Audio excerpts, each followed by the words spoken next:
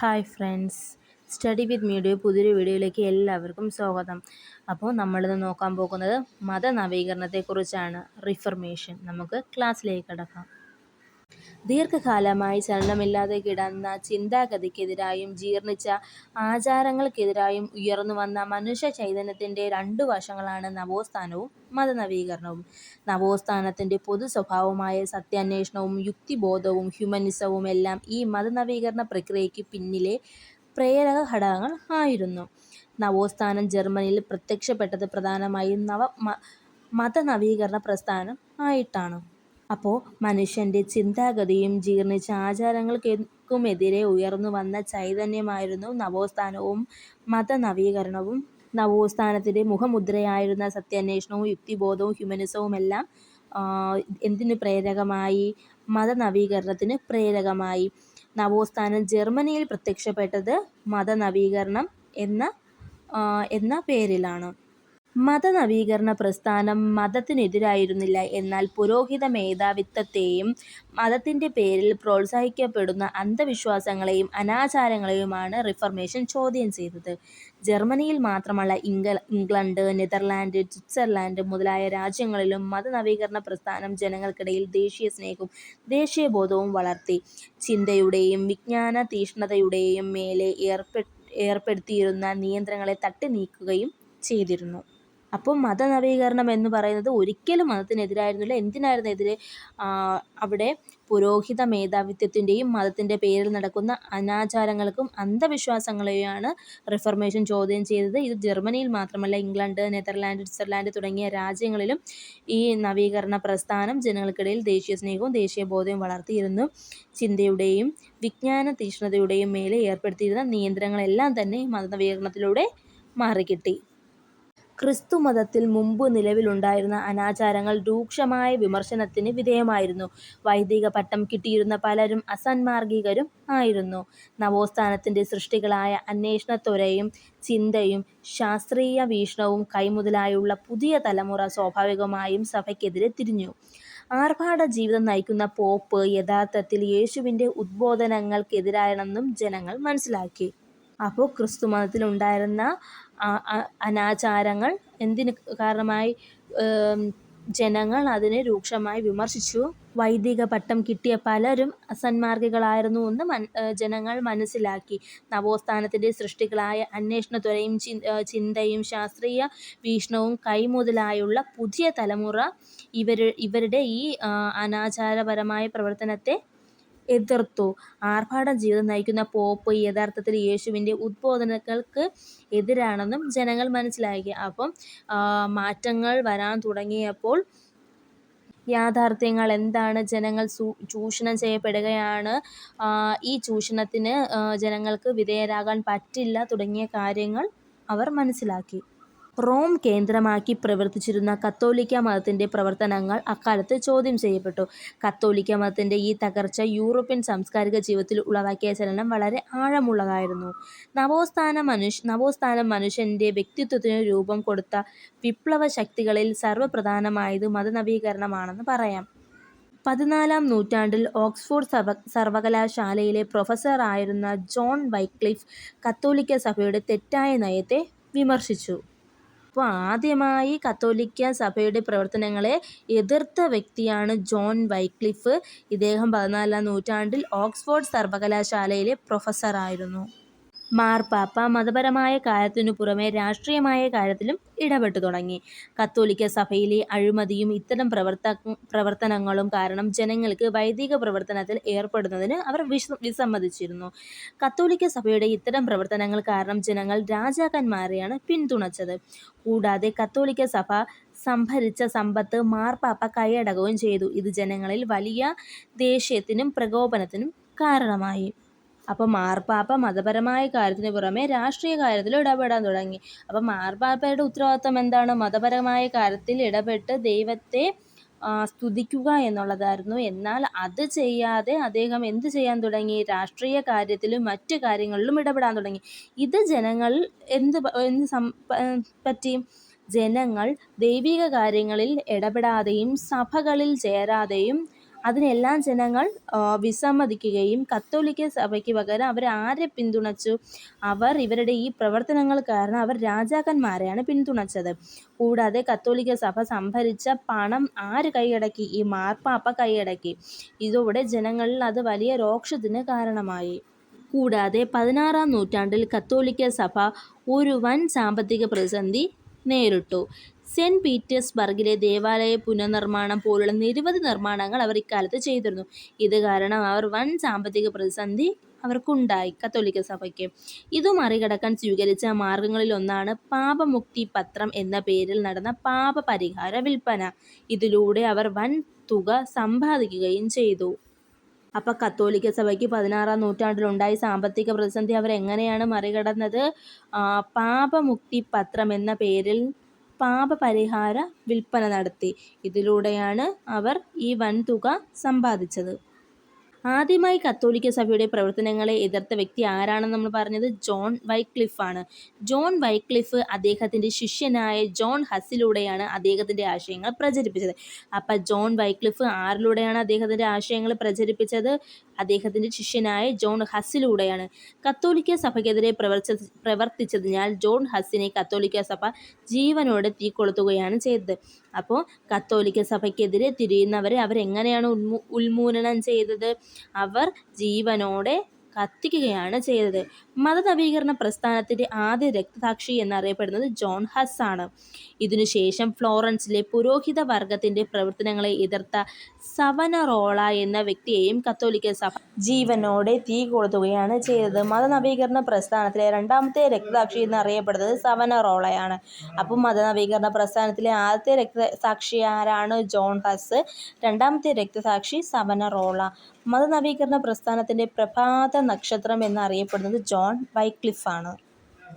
15-16 നൂറ്റാണ്ടുകളിൽ ക്രിസ്തു മതത്തിലെ അന്ധവിശ്വാസങ്ങൾക്കും അനാചാരങ്ങൾക്കുമെതിരെ ഉയർന്നുവന്ന പ്രസ്ഥാനമാണ് മതനവീകരണം. മതനവീകരണത്തിന് തുടക്കം കുറിച്ചത് ജർമ്മനിയിലാണ്. മതനവീകരണ പ്രസ്ഥാനത്തിൻ്റെ പിതാവ് എന്നറിയപ്പെടുന്നത് മാർട്ടിൻ ലൂഥറാണ്. ജർമ്മനിയിൽ മതനവീകരണത്തിന് നേതൃത്വം കൊടുത്ത വ്യക്തി മാർട്ടിൻ ലൂഥറാണ്. ഇത് 1517 1517 ജർമ്മനിയിലെ ഒരു യുവസന്യാസിയായിരുന്ന മാർട്ടിൻ ലൂഥർ കത്തോലിക്ക സഭയുടെ പ്രവർത്തനങ്ങൾക്കെതിരായി ശക്തമായ പ്രചരണം ആരംഭിച്ചിരുന്നു. ഇപ്പോൾ 15-16 നൂറ്റാണ്ടിൽ ജർമ്മനിയിലുണ്ടായ ഒരു പ്രസ്ഥാനമാണ് മതനവീകരണ പ്രസ്ഥാനം. മതനവീകരണ പ്രസ്ഥാനത്തിന് തുടക്കം കുറിച്ചത് ജർമ്മനിയാണ്. മതനവീകരണ പ്രസ്ഥാനത്തിൻ്റെ പിതാവ് എന്നറിയപ്പെടുന്നത് മാർട്ടിൻ ലൂഥർ കിങ് ആണ്. അദ്ദേഹം 1517 മുതലാണ് ഈ മതനവീകരണ പ്രസ്ഥാനത്തിന് നേതൃത്വം നൽകി തുടങ്ങിയത്.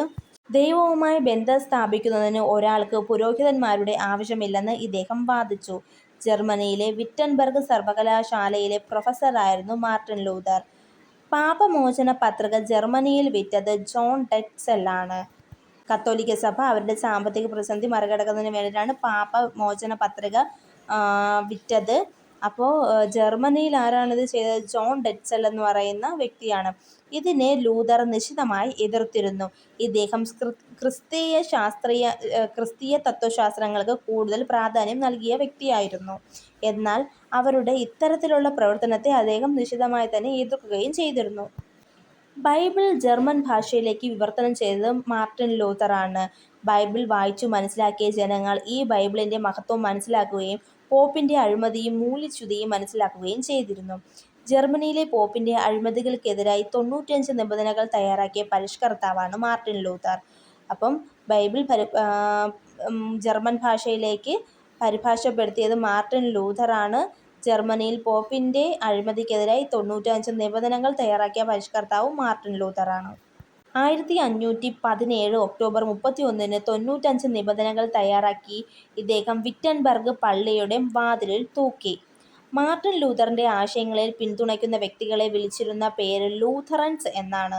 ലൂഥറിനെ ജനങ്ങൾ പിന്തുണച്ചതിനെ തുടർന്ന് സഭയിൽ നിന്നും ഇദ്ദേഹത്തെ പുറത്താക്കുകയും ചെയ്തു. ഇതിനെതിരെ പ്രതിഷേധിച്ചവരെയാണ് പ്രൊട്ടസ്റ്റന്റുകൾ എന്ന് വിളിക്കുന്നത്.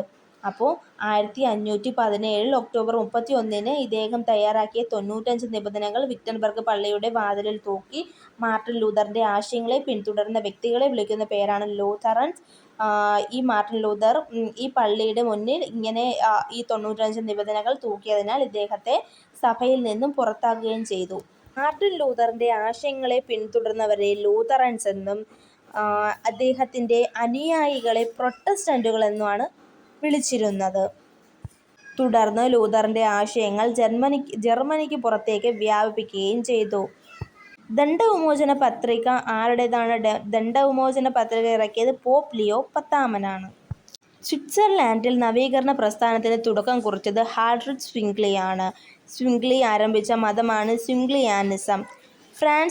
ഫ്രാൻസിൽ മതനവീകരണത്തിന് നേതൃത്വം നൽകിയത് ജോൺ കാൽവിനാണ്. ജോൺ കാൽവിൻ്റെ അനുയായികൾ അറിയപ്പെടുന്നത് ഹ്യൂഗനോട്ടുകൾ എന്നാണ്. അപ്പോൾ സ്വിറ്റ്സർലാൻഡിൽ മതനവീകരണ പ്രസ്ഥാനത്തിന് തുടക്കം കുറിച്ചത് ആരാണ്? ഹാഡ്രിച്ച് സ്വിംഗ്ലിയാണ്. സ്വിംഗ്ലി ആരംഭിച്ച മതമാണ് സ്വിംഗ്ലിയാനിസം. ഫ്രാൻസിന് നേതൃത്വം നൽകിയത് ജോൺ കാൽവിനാണ്. ജോൺ കാൽവിൻ്റെ അനുയായികൾ അറിയപ്പെടുന്നത് ഹ്യൂഗനോട്ടുകൾ എന്നാണ്. ക്രിസ്തു മതത്തിൻ്റെ തത്വങ്ങൾ എന്ന ഗ്രന്ഥത്തിൻ്റെ കർത്താവ് ജോൺ കാൽവിനാണ്. സ്കോട്ട്ലൻഡിലെ ജോൺ കാൽവിൻ്റെ അനുയായികൾ അറിയപ്പെട്ടിരുന്നത് പ്രസ്ബിറ്റീരിയന്മാരാണ്. ഇംഗ്ലണ്ടിലെ ജോൺ കാൽവിൻ്റെ അനുയായികൾ അറിയപ്പെട്ടിരുന്നത് പ്യൂരിറ്റന്മാർ. കാൽവിൻ്റെ അനുയായികൾ മോക്ഷത്തിനുള്ള മാർഗം ബൈബിൾ ആണെന്ന് വിശ്വസിച്ചിരുന്നു. അപ്പോൾ ക്രിസ്തുമതത്തിൻ്റെ തത്വങ്ങൾ എന്ന ഗ്രന്ഥം ആരുടേതാണ്? ജോൺ കാൽവിൻ്റെയാണ്. സ്കോട്ട്ലൻഡിലെ ജോൺ കാൽവിൻ്റെ അനുയായികൾ അറിയപ്പെട്ടിരുന്നത് പ്രസ്ബിറ്റീരിയന്മാരെന്നാണ്. ഇംഗ്ലണ്ടിലെ ജോൺ കാൽവിൻ്റെ അനുയായികൾ അറിയപ്പെട്ടിരുന്നത് പ്യൂരിറ്റന്മാരാണ്. അപ്പോൾ കാൽവിൻ്റെ അനുയായികൾ വിശ്വസിച്ചിരുന്നത് എന്തിനെയാണ്? മോക്ഷത്തിനുള്ള മാർഗം ബൈബിൾ ആണെന്നാണ് ഇവരുടെ അനുയായികൾ വിശ്വസിച്ചിരുന്നത്. ഇംഗ്ലണ്ടിൽ മതനവീകരണത്തിന് നേതൃത്വം നൽകിയ രാജാവാണ് ഹെൻറി 8. ആർക്കെതിരെയായിരുന്നു ഹെൻറി 8 മതനവീകരണത്തിന് തുടക്കമിട്ടത്? പോപ്പ് ക്ലെമന്റ് 7 പോപ്പ് സഭയുടെ സംരക്ഷകൻ എന്നറിയപ്പെടുന്നത് ഹെൻറി 8 വിശ്വാസത്തിൻ്റെ രക്ഷകൻ എന്നറിയപ്പെടുന്നതും ഹെൻറി 8 അപ്പം ഇംഗ്ലണ്ടിൽ മതനവീകരണത്തിന് നേതൃത്വം നൽകിയത് ഹെൻറി 8 പോപ്പ് ക്ലെമന്റ് 7 ഇദ്ദേഹം മതനവീകരണത്തിന് തുടക്കമിട്ടത്. പോപ്പ് സഭയുടെ സംരക്ഷകനെന്നും വിശ്വാസത്തിൻ്റെ രക്ഷകനെന്നും അറിയപ്പെടുന്നത് ഹെൻറി 8 ഹെൻറി 8 സ്ഥാപിച്ച മതവിഭാഗമാണ് ആംഗ്ലിക്കാനിസം. സ്കോട്ട്ലാൻഡിൽ മതനവീകരണത്തിന് നേതൃത്വം നൽകിയത് ജോൺ നോക്സ് ആണ്. അപ്പോൾ നമ്മളിപ്പോൾ നോക്കിയത് ജർമ്മനിക്ക് പുറമെ മറ്റ് രാജ്യങ്ങളിലും മതനവീകരണം വ്യാപിച്ചിരുന്നു. അപ്പോൾ ഓരോ സ്ഥലത്തിനും മതനവീകരണത്തിന് നേതൃത്വം നൽകിയതും അവരാരംഭിച്ച സഭകളുമാണ് നമ്മൾ നോക്കിയത്. സ്വിറ്റ്സർലാൻഡിൽ മതനവീകരണത്തിന് നേതൃത്വം നൽകിയത് ഹാഡ്രിച്ച് സ്വിംഗ്ലിയാണ്. ഇദ്ദേഹത്തിൻ്റെ കാലഘട്ടം എന്ന് പറയുന്നത് 1484 മുതൽ 1531 വരെയാണ്. ഇദ്ദേഹം ആരംഭിച്ച മതമാണ് സ്വിംഗ്ലിയാനിസം. പിന്നെ ഫ്രാൻസിൽ നേതൃത്വം നൽകിയത് ആരാണ്? ജോൺ കാൽവിനാണ്. ജോൺ കാൽവിൻ്റെ അനുയായികൾ അറിയപ്പെടുന്നത് ഹ്യൂഗനോട്ടുകൾ എന്നാണ്. കാൽവിൻ ആരംഭിച്ച മതവിഭാഗമാണ് കാൽവിനിസം. സ്കോട്ട്ലാൻഡിലെ കാൽവിൻ്റെ അനുയായികൾ അറിയപ്പെട്ടിരുന്നത് പ്രസ്ബിറ്റീരിയന്മാരെന്നാണ്. ഇംഗ്ലണ്ടിലെ കാൽവിൻ്റെ അനുയായികൾ അറിയപ്പെടുന്നത് പ്യൂരിറ്റന്മാർ എന്നുമാണ്. ഇംഗ്ലണ്ടിൽ മതനവീകരണത്തിന് നേതൃത്വം നൽകിയതാരാണ്? ഹെൻറി 8 സ്കോട്ട്ലാൻഡിൽ മതനവീകരണത്തിന് നേതൃത്വം നൽകിയത് ജോൺ നോക്സ് ആണ്. അപ്പോൾ മതനവീകരണവുമായി ബന്ധപ്പെട്ട് പറഞ്ഞ കാര്യങ്ങൾ എല്ലാവർക്കും മനസ്സിലായെന്ന് വിശ്വസിക്കുന്നു. നമുക്കിനി മതനവീകരണവുമായി ബന്ധപ്പെട്ട മറ്റൊരു കാര്യത്തിലോട്ട് പോകാം. ഇത് പ്രതിനവീകരണം എന്നാണ് പറയുന്നത്. കത്തോലിക്ക സഭയുടെ ഉള്ളിൽ നിന്നും ആരംഭിച്ച പരിഷ്കരണ പ്രസ്ഥാനമാണ് പ്രതിനവീകരണം. കത്തോലിക്ക നവീകരണം, പ്രതിനവീകരണം, കത്തോലിക്ക പുനരുദ്ധാരണം എന്നെല്ലാം അറിയപ്പെടുന്നത് പ്രതിനവീകരണമാണ്. പ്രൊട്ടസ്റ്റന്റ് നവീകരണത്തെ തുടർന്ന് കത്തോലിക്ക സഭയ്ക്ക് പിടിച്ചു നിൽക്കണമെങ്കിൽ നവീകരണം ആവശ്യമായിരുന്നു. അപ്പോൾ കത്തോലിക്ക സഭയ്ക്കുള്ളിൽ നിന്നും ആരംഭിച്ച ഒരു പരിഷ്കരണമാണ് പ്രതിനവീകരണം എന്നറിയപ്പെടുന്നത്. ഈ പ്രതിനവീകരണം കത്തോലിക്ക നവീകരണം, കത്തോലിക്ക പുനരുദ്ധാരണം എന്നെല്ലാം അറിയപ്പെടുന്നു. പ്രൊട്ടസ്റ്റന്റ് നവീകരണത്തെ തുടർന്ന് കത്തോലിക്ക സഭയ്ക്ക് പിടിച്ചു നിൽക്കണമെങ്കിൽ നവീകരണം ആവശ്യമായിരുന്നു. കാരണം അവരുടെ പ്രവർത്തനങ്ങൾ കാരണം സഭാവിശ്വാസികൾ ഇവരെ എതിർത്തിരുന്നു. കത്തോലിക്ക സഭയെ ശക്തിപ്പെടുത്തുന്നതിനു വേണ്ടി നടന്ന പ്രവർത്തനങ്ങളെയാണ് പ്രതിനവീകരണം എന്ന പേരിൽ അറിയപ്പെടുന്നത്. കത്തോലിക്ക സഭ കാലോചിതമായ മാറ്റങ്ങൾ ഉൾക്കൊണ്ടുകൊണ്ട് സ്വയം പരിഷ്കരണത്തിന് വിധേയമായി. അങ്ങനെ അവർ ക്രിസ്തുമത തത്വങ്ങൾ പുനർനിർവചിക്കുകയും ദൈവികപരമായ പ്രവർത്തനങ്ങൾ പരിഷ്കരിക്കാനും തുടങ്ങി. 1534 പോൾ രണ്ടാമൻ മാർപ്പാപ്പയായി സ്ഥാനമേറ്റതിനെ തുടർന്നാണ് കത്തോലിക്ക സഭയിൽ പുനർനവീകരണത്തിന് തുടക്കമിട്ടത്. അപ്പം കത്തോലിക്ക സഭയിൽ ശക്തിപ്പെടുത്തുന്നതിനു വേണ്ടി പ്രവർത്തനങ്ങളെയാണ് പുനർനവീകരണം എന്ന് പറയുന്നത്. കത്തോലിക്ക സഭ കാലോചിതമായ മാറ്റങ്ങൾ കൊണ്ടുവന്ന് പരിഷ്കരിക്കാൻ തുടങ്ങി. അങ്ങനെ അവർ ക്രിസ്തുമത തത്വങ്ങളെ പുനർനിർവചിക്കുകയും ദൈവികപരമായ പ്രവർത്തനങ്ങളെ പരിഷ്കരിക്കുകയും തുടങ്ങി. 1534 പോൾ രണ്ടാമൻ മാർപ്പാപ്പയായി സ്ഥാനമേറ്റതിനെ തുടർന്നാണ് ഈ നവീകരണം കത്തോലിക്ക സഭയിൽ കൊണ്ടുവന്നത്.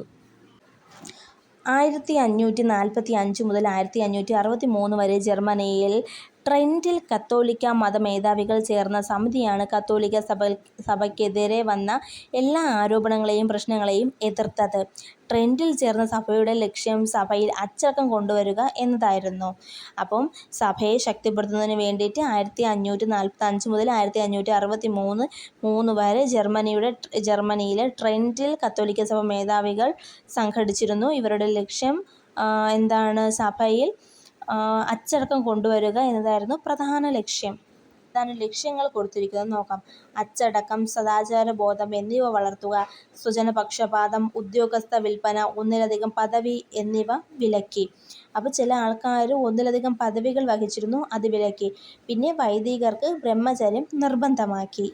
കൂടാതെ കത്തോലിക്ക സഭയ്ക്കെതിരെ ഇവരുടെ പ്രവർത്തനങ്ങൾക്കെതിരെയും നിരവധി വ്യക്തികൾ നിരവധി പുസ്തകങ്ങൾ എഴുതിയിട്ടുണ്ടായിരുന്നു. ഈ പുസ്തകങ്ങളെല്ലാം അവർ വിലക്കപ്പെട്ട പുസ്തകങ്ങളുടെ പട്ടികയിൽ ഉൾപ്പെടുത്തുകയും ചെയ്തു. അപ്പോൾ നമ്മുടെ മാക്കിയവെല്ലിയുടെയും ബൊക്കാച്ചിയയും ഇവരുടെ പ്രവർത്തനങ്ങളെ എതിർത്ത് പുസ്തകങ്ങൾ എഴുതിയിരുന്നു. ഇവരുടെ പുസ്തകങ്ങളെല്ലാം തന്നെ എന്തായിട്ട് കരുതപ്പെട്ടു? വിലക്കപ്പെട്ട പുസ്തകങ്ങളുടെ പട്ടികയിൽ ഉൾപ്പെടുത്തി. കത്തോലിക്ക വിശ്വാസികൾ വായിക്കാൻ പാടില്ലാത്ത പുസ്തകങ്ങളുടെ പട്ടിക അറിയപ്പെടുന്നത് ഇൻഡെക്സ് എന്നാണ്. അപ്പം കത്തോലിക്ക സഭാവിശ്വാസികൾ എതിർത്ത പുസ്തകങ്ങളെ ഇൻഡെക്സ് എന്നാണ് പറയുന്നത്. കൂടാതെ ക്രൈസ്തവ സഭാ വിരുദ്ധ പ്രവർത്തനങ്ങളിൽ ഏർപ്പെടുന്നവരെ വിചാരണ ചെയ്യാനും ശിക്ഷിക്കാനും ഒരു കോടതി ഇവർ രൂപീകരിക്കുകയും ചെയ്തു. ഈ കോടതി മതദ്രോഹ വിചാരണ സഭ ഇല്ലെങ്കിൽ ഇൻക്വിസിഷൻ എന്നാണ് അറിയപ്പെട്ടിരുന്നത്. പ്രതിനവീകരണ പ്രവർത്തനത്തിലെ പ്രധാനിയായിരുന്നു Ignatius Loyola. 1540 Ignatius Loyola Protestant ആശയങ്ങളെ നേരിടുന്നതിനായി ഈശോ സഭ സൊസൈറ്റി ഓഫ് ജീസസ് സ്ഥാപിച്ചു. ഇദ്ദേഹത്തിൻ്റെ അനുയായികൾ ജെസ്യൂട്ടുകൾ എന്നാണ് വിളിക്കപ്പെട്ടിരുന്നത്. അപ്പോൾ 1540 ഇഗ്നേഷ്യസ് ലയോള പ്രൊട്ടസ്റ്റന്റ് ആശയങ്ങളെ നേരിടുന്നതിന് വേണ്ടി ഈശോ സഭ സ്ഥാപിച്ചു. ഇദ്ദേഹത്തിൻ്റെ അനുയായികൾ ജെസ്യൂട്ടുകൾ എന്നാണ് വിളിക്കപ്പെട്ടിരുന്നത്. മതപ്രചരണത്തിനായി ലയോള സ്ഥാപിച്ച സഭയാണ് ജാസ്യൂട്ട് പാതിരി സംഘം. 30 സംവത്സര യുദ്ധം എന്തുമായി ബന്ധപ്പെട്ടുള്ളതാണ്? പ്രതിനവീകരണം. ഈ യുദ്ധം ആരെല്ലാം തമ്മിലാണ് നടന്നത്? കത്തോലിക്കക്കാരനായ ഹബ്സ്ബർഗ് രാജാവും ജർമ്മനിയിലെ പ്രൊട്ടസ്റ്റന്റ് രാജകുമാരനും തമ്മിലാണ് ഈ യുദ്ധം നടന്നത്. ഈ പ്രതിനവീകരണവുമായി ബന്ധപ്പെട്ട് നിരവധി യുദ്ധങ്ങൾ ജർമ്മനിയിൽ നടന്നിരുന്നു. അതിൽ പ്രധാനപ്പെട്ടതായിരുന്നു 30 സംവത്സര യുദ്ധങ്ങൾ എന്ന പേരിൽ അറിയപ്പെടുന്നത്. ഇത് നടന്നത് കത്തോലിക്കക്കാരനായ ഹബ്സ്ബർഗ് രാജാവും ജർമ്മനിയിലെ പ്രൊട്ടസ്റ്റന്റ് രാജകുമാരനും തമ്മിലായിരുന്നു. ഇത് നടന്നത് 1618 മുതൽ 1648 വരെയാണ്. അതിനാലാണ് 30 സംവത്സര യുദ്ധം എന്ന് ഈ യുദ്ധത്തെ അറിയപ്പെടുന്നത്. ഈ യുദ്ധം അവസാനിച്ചത് 1648 വെസ്റ്റ്ഫാലിയ ഉടമ്പടിയോടെയാണ്. അപ്പം ഈ യുദ്ധം അവസാനിക്കാൻ കാരണമായ ഉടമ്പടി എന്താണ്? 1648 വെസ്റ്റ്ഫാലിയ ഉടമ്പടിയോടെയാണ്. അപ്പോൾ പ്രതിനവീകരണം എന്ന് പറയുന്നത് കത്തോലിക്ക സഭയെ ശക്തിപ്പെടുത്തുന്നതിന് വേണ്ടിയിട്ട് മതമേധാവികൾ ജർമ്മനിയിലെ ട്രെന്റിൽ ചേർന്ന സഭയിലാണ് തീരുമാനിച്ചത്. ഇതുവഴി ഒരുപാട് നവീകരണങ്ങൾ ഇവർ സഭയിൽ കൊണ്ടുവന്നിരുന്നു. മതത്തെ, അതായത് കത്തോലിക്ക സഭയെ എതിർത്തിരുന്ന പുസ്തകങ്ങളെ ഇവരെന്ത് ചെയ്തു? വിലക്കിപ്പെട്ടു. ഇത് ഇൻഡെക്സ് എന്നാണ് അറിയപ്പെടുന്നത്. മതദ്രോഹം ചെയ്യുന്നവരെ ശിക്ഷിക്കുന്നതിന് വേണ്ടിയിട്ട് കോടതി നിർമ്മിച്ചു. ഇത് ഇൻക്യൂസ് എന്നാണ് അറിയപ്പെടുന്നത്. ഇവർ സഭയ്ക്കുള്ളിൽ തന്നെ ഒരുപാട് മാറ്റങ്ങൾ കൊണ്ടുവന്നിരുന്നു. സ്വജനപക്ഷപാതം, ഒന്നിലധികം പദവികൾ വഹിക്കുന്നത് എതിർത്തു. പിന്നെ പദവി വിൽപ്പന ഇതെല്ലാം എതിർത്തു. പിന്നെ വൈദികർക്ക് ബ്രഹ്മചര്യം നിർബന്ധമാക്കി തുടങ്ങിയ മാറ്റങ്ങൾ കൊണ്ടുവന്ന് അവർ എന്തു ചെയ്തു? സഭയെ ശക്തിപ്പെടുത്തി. ഇതെല്ലാം നടന്നത് എപ്പോഴാണ്? 1543 പോൾ രണ്ടാമൻ മാർപ്പാപ്പയായി സ്ഥാനമേറ്റതിനെ തുടർന്നാണ്. അപ്പം മതനവീകരണം വലിയ മാറ്റങ്ങൾ തന്നെ സൃഷ്ടിച്ചു. ഇതുവഴി അനാചാരങ്ങളും അന്ധവിശ്വാസങ്ങളും എല്ലാം എടുത്തു മാറ്റാൻ കഴിഞ്ഞു. ജനങ്ങൾക്ക് ക്രിസ്തീയ സഭയിലെ വിശ്വാസവും ബൈബിളും മനസ്സിലാക്കാൻ കഴിഞ്ഞു. ഇതിനെല്ലാം സഹായിച്ചതാരാണ്? മാർട്ടിൻ ലൂഥർ കിങ് ആണ്. അതിനാലാണ് അദ്ദേഹത്തിനെ മതനവീകരണ പ്രസ്ഥാനത്തിൻ്റെ പിതാവ് എന്ന് അറിയപ്പെടുന്നത്. അപ്പോൾ ഇതുവരെ പറഞ്ഞ കാര്യങ്ങൾ എല്ലാവർക്കും വളരെ നന്നായി മനസ്സിലായെന്ന് വിശ്വസിക്കുന്നു. ഇനി അടുത്ത ക്ലാസ്സുമായി കാണാം. ചാനൽ കാണുന്നവർ എല്ലാവരും ഒന്ന് സബ്സ്ക്രൈബും കൂടി ചെയ്തിരിക്കണം. Thank you.